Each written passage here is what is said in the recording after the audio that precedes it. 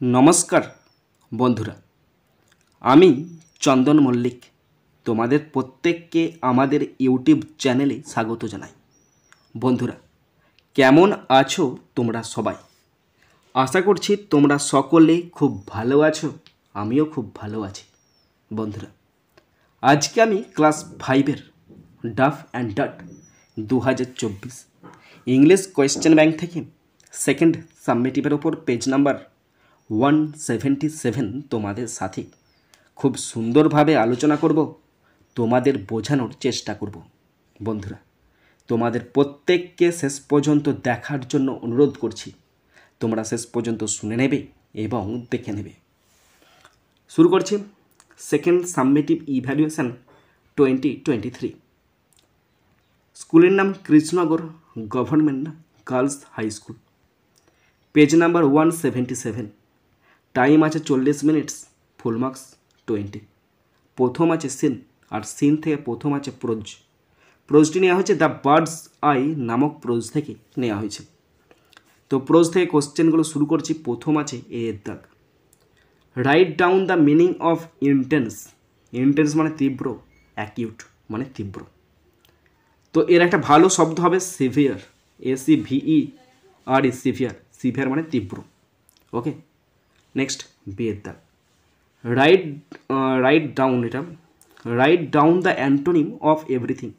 Everything মানে সমস্ত কিছু, এর বিপরীত শব্দ নাথিং মানে কিছুই না। এরপরে আছে সি এর দাগ। Why did the princes not see their target. এর জন্য আছে 1 নাম্বার। মানে হলো কেন রাজপুত্ররা তাদের লক্ষ্য দেখতে পায়নি। কেন দেখতে পায়নি জানো তো? কারণ তাদেরকে যে কাজটা দেওয়া হয়েছিল সেই কাজটাতে তারা মনোসংযোগ করেনি, তাই তারা টার্গেট দেখতে পায়নি। তো দেখো, আমি আনসারটা সাজিয়ে লিখেছি। দ্য প্রিন্সেস সাবজেক্ট বসিয়েছি, তারপর ডিড নট বসবে, ডিড নট বসিয়েছি। Did not see their target, তাদের টার্গেট দেখতে পায়নি কারণ they were not concentrating on the task given to them. কারণ তাদেরকে যে টাস্কটা দেওয়া হয়েছিল সেই টাস্কের ওপর তারা কোনো মনোসংযোগ করেনি, তাই তারা তাদের টার্গেট দেখতে পায়নি। ওকে,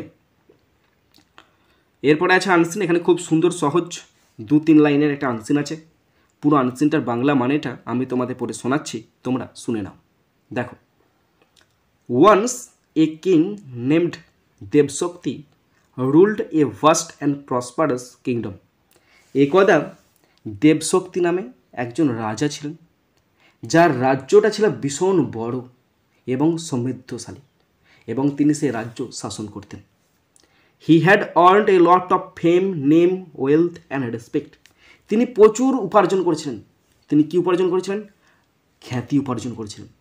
নাম কামি ছিলেন, ধন সম্পত্তি উপার্জন করেছিলেন এবং সম্মান অর্জন করেছিলেন। He had a Son who was brave and learned. তার একটা সন্তান ছিল যে ছিল খুব সাহসী এবং জ্ঞানী। ইয়েট তবুও দ্য কিং রিমেন্ড অলওয়েজ ওরিড। তবুও রাজা সবসময় কি থাকতো? সবসময় উদ্বিগ্ন, চিন্তিত থাকতো। কেন? কারণ his son was ill all the time. কারণ তার ছেলে সবসময় অসুস্থ থাকতো। বন্ধুরা, এরপর আমি আনসিন থেকে কোশ্চেনগুলো শুরু করছি। প্রথম আছে এর দাগ। Answer the following questions. নিচের কোশ্চেনগুলো আনসার দিতে বলেছে। First, number 1, how was Debshakti's kingdom. এর জন্য আছে 1 নাম্বার। দেবশক্তির রাজ্য কেমন ছিল? Debshakti's kingdom was vast and prosperous. দেবশক্তির রাজ্য ছিল বিশাল এবং সমৃদ্ধশালী। নেক্সট, এরপর আছে বি এর দাগ। Complete the following sentence. এর জন্য আছে 1 number. The Prince was brave and learned. রাজপুত্র সাহসী এবং বিদ্বান ছিলেন। ওকে, সি এর দাগ। Find out an adverb of frequency from the unseen passage and write down in the blank. বন্ধুরা, এই প্যাসেজ থেকে, আনসিন প্যাসেজ থেকে একটি অ্যাডভার্ব অফ ফ্রিকোয়েন্সি খুঁজে বার করতে পারছে এবং লিখতে বলেছে। তোমাদের জানতে হবে অ্যাডভার্ব অফ ফ্রিকোয়েন্সি মানে কি। ফ্রিকোয়েন্সি মানে তীব্রতা।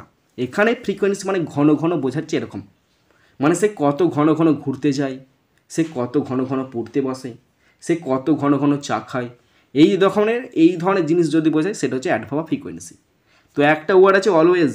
ALWAYS, অলওয়েজ মানে কি সর্বদা, সর্বদা মানে কি সবসময়, প্রতিনিয়ত, তাই এখানে অলওয়েজ অ্যাডভার্ব অফ ফ্রিকোয়েন্সি। এরপর আছে গ্রামার অ্যান্ড ভোকাবুলারি 3 দাগের এ। একটি ছক আছে কন্ট্রাক্টেড ফর্ম এবং ফুল ফর্ম। কন্ট্রাক্টেড ফর্মে দেওয়া আছে সিজ, এর ফুল ফর্ম হবে সি ইজ অথবা লিখবে সি হ্যাজ, সি ইজ অথবা সি হ্যাজ, বুঝতে পেরেছ? এরপর আছে বি এর দাগ fill in the blanks as directed in the brackets 1 × 4 = 4। ব্র্যাকেটের যেমন ডাইরেকশান দিয়েছে সেই মতো করতে দিয়েছে 4টি শূন্যস্থান, 1 নম্বর করে 4 number. First number 1, my mother, আমি বসেছি, is making tea for us, আমার মা আমাদের জন্য চা বানাচ্ছেন। এখানে করতে দিয়েছিল present continuous tense, present continuous টেন্সই বসেছি। সাবজেক্ট বসে প্রথমে, অ্যামিজারের মধ্যে একজন বসে, মাই মাদার একজন, তাই ইজ বসলো, এবং তারপরে ভার্ব বসবে, ভার্ব তো মেক, তাই মেক বসছে, এবং মেকের সঙ্গে আইএনজি, মেকিং বসে গেল। Next number 2, he was a small man, সে ছিল খুব বেটে মানুষ বা ছোট মানুষ, who took great care of our English pronunciation, যিনি আমাদের ইংলিশ উচ্চারণের ওপর বেশ দায়িত্ব নিয়েছেন বা যত্ন সহকারে আমাদের শেখাচ্ছিলেন। দেখো প্রথমটা শুরু হয়েছে ওয়াজ দিয়ে, ওয়াজ মানে কি পাস্ট টেন্স, তার মানে ব্র্যাকেটে দুটো ভার্ব আছে টেক আর টুক, তার মানে এখানে পাস্ট টেন্সে হবে টুক, বুঝতে পারা গেল? Next number 3, he is an honourable man, তিনি একজন সম্মানিত ব্যক্তি, আর্টিকেল বসতে বলেছে। এখানে প্রথমে আছে এইচ, আমরা জানি এইচের উচ্চারণ যদি হয়ের মতো হয় তাহলে এ বসে, হয়ের মতো না হলে অ্যান বসে। এর উচ্চারণ কিন্তু অনারেবল, অনারেবল, তাহলে হয়ের মতো হয়নি, তাই অ্যান বসলো, বুঝতে পারা গেল? Next number 4, at first some water is boiled in a pot, প্রথমে কিছু জল পাত্রে গরম করা হয়। নেক্সট তারপরে some tea leaves are added in it, তারপরে ওই জলের সাথে কিছু চা পাতা ঢেলে দেওয়া হয়। এখানে লিঙ্কার বসতে বলেছে, তাই লিঙ্কার হিসেবে এখানে নেক্সট বসলো, নেক্সট। ওকে, এরপর আছে সি এর দাগ, identify subject and predicate from the sentence and write them. একটি আছে সাবজেক্টের জন্য 1 নাম্বার, প্রেডিকেটের জন্য 2 নাম্বার। সেন্টেন্সটা বলা আছে অ্যাট দিস, এতে দ্য ক্রোকোডাইল গট ইম্পেশেন্ট, ক্ষুব্ধ হয়ে পড়ল। সাবজেক্ট জানো তো কে? বাক্যে যার সম্বন্ধে কিছু বলা হয় সে হচ্ছে সাবজেক্ট। কার সম্বন্ধে বলা হচ্ছে? ক্রোকোডাইলের সম্পর্কে বলা হচ্ছে, শুধুমাত্র ক্রোকোডাইলটা সাবজেক্ট। ক্রোকোডাইলের আগে যে অ্যাট দিস আছে সেটা কিন্তু সাবজেক্ট নয়, যার সম্বন্ধে বলা হচ্ছে সে সাবজেক্ট, মানে দ্য ক্রোকোডাইল শুধুমাত্র সাবজেক্ট, বাকিটা মানে অ্যাট দিস গট ইম্পেশেন্ট, এটা পুরোটা প্রেডিকেট। বুঝতে পারলে না? দেখবে আমাদের অনেকের ভুলভ্রান্তি আছে যে সাবজেক্টের সঙ্গে যা যুক্ত হবে সবই সাবজেক্ট, সেটা কিন্তু নয়। যার সম্পর্কে বলা হচ্ছে সে সাবজেক্ট, বাকি সাবজেক্টের সম্পর্কে যা বলা হয় সেটা হচ্ছে প্রেডিকেট। তাহলে এখানে সাবজেক্ট কোনটা? The crocodile. সাবজেক্টের সম্বন্ধে বলা হচ্ছে অ্যাট দিস গট ইম্পেশেন্ট, এটা হচ্ছে প্রেডিকেট। বুঝা গেল? এরপর আছে ডি এর দাগ, circle the adjective in the following sentence 1। নিচে একটি সেন্টেন্স আছে, সেই সেন্টেন্সে অ্যাডজেক্টিভের তোলা আন্ডারলাইন করতে দিচ্ছে। অ্যাডজেক্টিভ কি? যে নাউনের দোষ গুণ অবস্থা সংখ্যা পরিমাণ বোঝাবে সেটা হচ্ছে অ্যাডজেক্টিভ। ওকে, তো ফার্স্ট সেন্টেন্স দেখে নাও, সি স্পিক্স কোয়াইট ইনোসেন্টলি, সে বেশ নির্দোষভাবে কথা বলে। তো এখানে কোয়াইট মানে সম্পূর্ণ, কোয়াইট মানে সম্পূর্ণ, এটা হচ্ছে অ্যাডজেক্টিভ। বুঝতে পারা গেল?